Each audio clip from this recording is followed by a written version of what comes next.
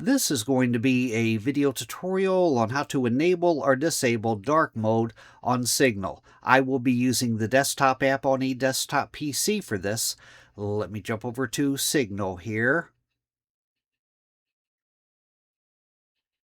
I have the Signal app opened up now. To enable or disable dark mode, as you can see, I'm currently in light mode.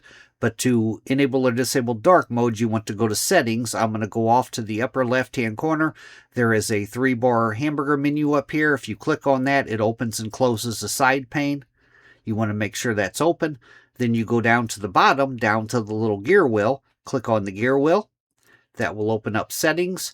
Then in the pane off to the left-hand side here, you want to go to Appearance.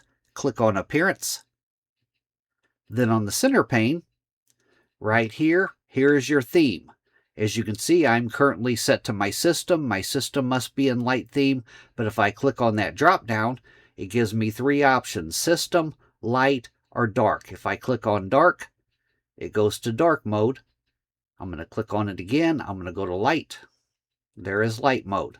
That is how to enable or disable dark mode on Signal. Thanks for watching.